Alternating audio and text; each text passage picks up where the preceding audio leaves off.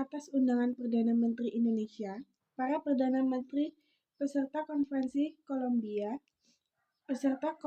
Kolombo seperti Burma, Sri Lanka, India, Indonesia, dan Pakistan mengadakan konferensi di Bogor pada 28 dan 29 Desember 1954 yang dikenal dengan sebutan Konferensi lima negara. Konferensi ini membicarakan persiapan pelaksanaan Konferensi Asia Afrika. Konferensi Bogor berhasil merumuskan kesepakatan bahwa Konferensi Asia Afrika diadakan atas penyelenggaraan bersama dan 5 negara peserta konferensi tersebut menjadi negara sponsornya. Undangan pada negara-negara peserta disampaikan oleh pemerintah Indonesia atas nama 5 negara. Negara-negara yang diundang disetujui berjumlah 25 negara, yaitu Afghanistan, Kamboja, Federasi Afrika Tengah, Republik Rakyat Tiongkok atau Cina, Mesir, Ethiopia, Pantai Emas atau Gold Coast, Irak, Iran, Jepang, Yordania, Laos, Libanon, Liberia, Libya, Nepal, Filipina, Saudi Arabia, Sudan, Syria, Thailand, Turki, Republik Demokrasi Vietnam atau Vietnam Utara, Vietnam Selatan, dan Yaman, yaitu konferensi ditetapkan pada minggu terakhir April 1955. Konferensi Asia Afrika telah membakar semangat dan menambah kekuatan moral para pejuang bangsa-bangsa Asia Afrika yang pada saat itu tengah memperjuangkan kemerdekaan tanah air mereka, sehingga kemudian lahirnya sejumlah negara-negara merdeka di benua Asia Afrika. Semua itu menandakan bahwa cita-cita dan semangat Desa Sila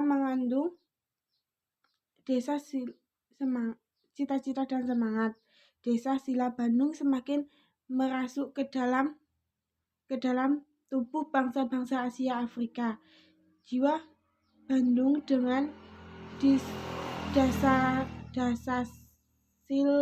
dasarnya telah mengubah pandangan dunia terhadap hubungan internasional. Bandung telah melahirkan paham dunia ketiga atau non-aligned terhadap dunia pertamanya di Washington dan dunia kedua di Moskow. Dengan diselenggarakannya KAA di Bandung, kota Bandung menjadi terkenal di seluruh dunia. Semangat perdamaian yang dicetuskan di kota Bandung dijuluki Semangat Bandung atau Bandung Spirit. Untuk mengabadikan peristiwa sejarah yang penting itu, jalan protokol di kota Bandung yang dikenal dengan yang terbentang di depan Gedung Merdeka itu diberi nama Jalan Asia Afrika. Nah, yang kedua, gerakan non-blok atau non-aligned movement atau NAM. Gerakan non-blok atau NAM adalah suatu gerakan yang dipelopori oleh negara-negara dunia ketiga yang beranggotakan lebih dari 100 negara yang berusaha menjalankan kebijakan luar negeri yang tidak memihak dan tidak menganggap dirinya berealisasi dengan blok barat atau blok timur. Gerakan non-blok mempresentasikan 55% penduduk dunia dan hampir 2/3 anggota PBB. Mayoritas negara-negara anggota GNB adalah negara yang baru memperoleh kemerdekaan setelah berakhirnya Perang Dunia Kedua dan secara geografis berada di benua Asia, Afrika, dan Amerika Latin. Setelah berakhirnya Perang Dunia Kedua tepatnya di era 1950-an, negara-negara di dunia terpolarisasi dalam dua blok, yaitu blok barat di bawah kepemimpinan Amerika Serikat dan blok timur di bawah pemimpinan Uni Soviet. Pada saat itu terjadi pertarungan yang sangat kuat antara blok barat dan blok timur. Era ini dikenal sebagai era Perang Dingin atau Cold War, yang berlangsung pada sejak berakhirnya Perang Dunia Kedua hingga runtuhnya Uni Soviet pada tahun 1989. Pertarungan antara blok barat dan blok timur merupakan upaya untuk memperluas sphere of influence dan sphere of influence dengan sarana utama perebutan penguasaan atas wilayah-wilayah potensial di seluruh dunia.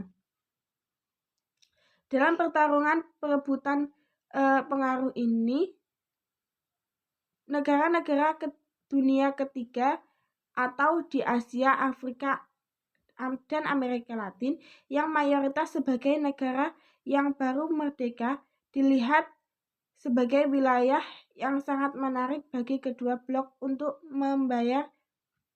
menyebarkan pengaruhnya. Akibat persaingan kedua blok tersebut, munculnya beberapa konflik terutama di Asia, seperti Perang Korea dan Perang Vietnam. Dalam kondisi seperti ini, muncul kesadaran yang kuat dari para pemimpin dunia ketiga pada saat itu untuk tidak terseret dalam persaingan antara kedua blok tersebut. Indonesia dengan dikatakan memiliki peran yang sangat penting dalam proses kelahiran organisasi ini. Lahirnya organisasi Gerakan Non-Blok dilatar belakangi oleh kekhawatiran para pemimpin negara-negara dunia ketiga, terutama di Asia dan Afrika, terhadap munculnya ketegangan dunia pada saat itu karena adanya persaingan antara blok barat dan blok timur. KAA di Bandung merupakan proses awal lahirnya GNP. Tujuan KAA adalah mengidentifikasi dan mendalami masalah-masalah dunia waktu itu dan berusaha memformulasikan kebijakan bersama negara yang baru merdeka tersebut pada tatanan hubungan internasional. Sejak saat itu, proses pendirian GNP semakin mendekati kenyataan. Tokoh-tokoh yang memegang peran kunci sejak awal adalah Presiden Mesir Gamal Abdul Nasser, Presiden Ghana Kwame Nkrumah, Perdana Menteri India Jawaharlal Nehru, Presiden Indonesia Soekarno, dan Presiden Yugoslavia Joseph Broz Tito. Kelima tokoh ini kemudian dikenal sebagai para pendiri GNP. Adanya ketegangan Perang Dunia yang semakin meningkat akibat persaingan antara dua blok, yaitu blok barat dan blok timur, yang dimulai dari pecahnya Perang Vietnam, Perang Korea, dan puncak krisisnya Teluk Babi di Kuba, yang hampir saja memicu Perang Dunia Ketiga, mendorong para pemimpin negara di dunia ketiga untuk membentuk sebuah organisasi yang diharapkan bisa berperan mengurangi ketegangan politik di dunia internasional pada saat itu. Pembentukan organisasi Gerakan Non-Blok dicanangkan dalam Konferensi Tingkat Tinggi atau KTT 1 di Yugoslavia 16 September 1961 yang dihadiri oleh 25 negara dari Asia dan Afrika. Dalam KTT 1 tersebut, negara-negara pendiri GNP berketetapan untuk mendirikan suatu gerakan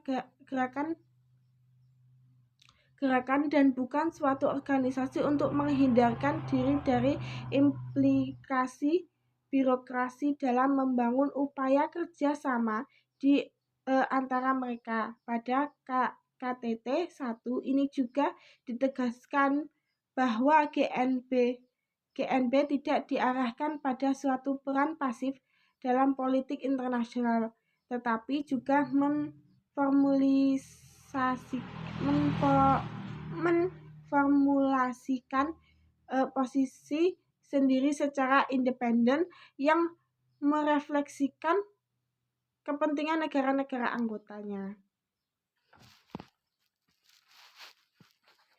KTT ini dihadiri oleh lebih dari 140 delegasi, 64 kepala negara. KTT ini juga dihadiri oleh Sekjen PBB Boutros Ghali. Nah, yang ketiga, misi pemeliharaan perdamaian Garuda. Dalam rangka ikut mewujudkan perdamaian dunia, maka Indonesia memainkan sejumlah peran dalam percaturan Indonesia. Peran yang cukup menonjol dari dinamika yang dimainkan oleh Indonesia adalah dalam rangka membantu mewujudkan pemeliharaan perdamaian dan keamanan internasional. Dalam hal ini, Indonesia sudah cukup banyak mengirimkan kontingen Garuda atau Konga ke luar negeri. Sampai tahun 2014, Indonesia telah mengirimkan kontingen Garuda sampai dengan kontingen Garuda yang ke-23. Pengiriman misi Garuda yang pertama kali dilakukan pada bulan Januari 1957. Pengiriman misi Garuda dilatar belakangi adanya konflik Timur Tengah terkait masalah internasional, terutama Suez, yang dilakukan oleh Presiden Mesir Gamal Abdul Nasser pada 26 Juli 1956. Sebagai akibatnya, pertikaian menjadi meluas dan melibatkan negara-negara di luar kawasan tersebut yang berkepentingan dalam masalah Suez. Pada bulan Oktober 1965, Inggris, Prancis, dan Israel melancarkan serangan gabungan terhadap Mesir. Situasi ini mengancam perdamaian dunia sehingga Dewan Keamanan PBB turun tangan dan mendesak pihak-pihak yang bersengketa untuk berunding. Dalam sidang umum PBB, Menteri Luar Negeri Kanada Laserby mengusulkan agar dibentuknya suatu pasukan PBB untuk memelihara perdamaian Timur Tengah. Usul ini disetujui sidang pada tanggal 15 November 1956. 56 sekjen PBB membentuk sebuah komando PBB dengan nama United Nations Emergency Forces atau UNEF.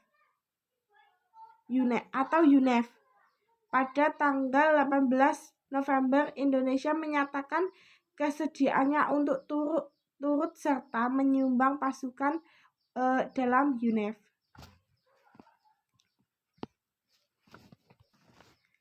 Sejak tahun 1975 hingga kini dapat dicatat peran Indonesia dalam memelihara perdamaian dunia semakin berperan aktif, ditandai dengan didirikannya Indonesian Pacific Security Center atau IPSC atau Pusat Perdamaian dan Keamanan Indonesia pada tahun 2012 yang di dalamnya terdapat unit yang mengelola kesiapan pasukan yang akan dikirim untuk menjaga perdamaian dunia atau Stand Force. Nah, yang keempat, ASEAN. 1. Pembentukan ASEAN. Menjelang berakhirnya konferensi Indonesia-Malaysia, menjelang berakhirnya konfrontasi Indonesia-Malaysia, beberapa pemimpin bangsa Asia Tengah semakin merasakan perlunya membentuk suatu kerjasama regional untuk memperkuat kedudukan dan kestabilan sosial ekonomi di kawasan Asia Tengah. Pada tanggal 5 sampai 8 Agustus di Bangkok dilangsungkan pertemuan antar menteri luar negeri dari 5 negara, yakni Adam Malik Indonesia, Tun Abdul Razak dari Malaysia, S. Rajaratnam Singapura, Nasiko Ramos Filipina, dan tuan rumah Tanat Koman dari Thailand pada 18 Agustus 1967. Para menteri luar negeri tersebut menandatangani suatu deklarasi yang dikenal sebagai Bangkok Declaration. Deklarasi tersebut merupakan persetujuan kesatuan tekad 5 negara tersebut untuk membentuk suatu organisasi kerjasama regional yang disebut ASEAN of South Asian Nations atau ASEAN. Dari 7 pasal Declaration Bangkok itu jelas bahwa ASEAN merupakan organisasi kerjasama negara-negara Asia tetangga yang bersifat non-politik dan non-militer. Keterlibatan Indonesia dalam ASEAN bukan merupakan suatu penyimpangan dari kebijakan politik bebas aktif, karena ASEAN bukanlah suatu fakta militer seperti SEATO misalnya. ASEAN sangat selaras dengan tujuan politik luar negeri Indonesia yang mengutamakan pembangunan ekonomi dalam negeri. Karena terbentuknya ASEAN adalah untuk mempercepat pengubahan ekonomi, stabilitas sosial budaya, dan kesatuan regional melalui usaha dengan semangat mempertanggungjawabkan tanggung jawab bersama dan persahabatan yang akan menjamin kebebasan kemerdekaan negara-negara anggota. Nah, yang B, pembentukan komunitas ASEAN. Setelah berakhirnya Perang Dingin pada dekade 80-an, isu-isu ideologi yang mendukung dunia, dan demikian halnya dengan ASEAN, mulai tersingkirkan dan kerjasama kawasan semakin impresif dan menyeluruh dalam berbagai bidang dalam upaya menempa integrasi dan kerjasama yang lebih kuat di antara negara-negara anggota. ASEAN bersepakat untuk mengembangkan suatu kawasan yang terintegrasi dengan membentuk suatu komunitas negara Asia Tenggara yang terbuka, damai, dan stabil, kesejahteraan, saling peduli, dan diikat bersama dalam kemitraan yang sejahtera. Kemitraan dinamis pada tahun 2020. Harapan tersebut dituangkan dengan visi ASEAN Visi ASEAN 2020 yang ditetapkan oleh Kepala Negara Pemerintahan ASEAN pada Konferensi Tingkat Tinggi atau KTT ASEAN di Kuala Lumpur tanggal 15 Desember 1997. Selanjutnya, untuk memperselisihkan harapan tersebut, merealisasikan harapan tersebut, ASEAN mengesahkan Bali Concord II pada KTT ASEAN ke-9 di Bali tahun 2003 yang menyepakati pembentukan komunitas ASEAN atau ASEAN Community. Komunitas ASEAN terdiri dari 3 pilar, yaitu komunitas politik keamanan ASEAN, komunitas ekonomi ASEAN, komunitas sosial budaya ASEAN. Indonesia menjadi penggagas pembentukan komunitas politik dan keamanan ASEAN serta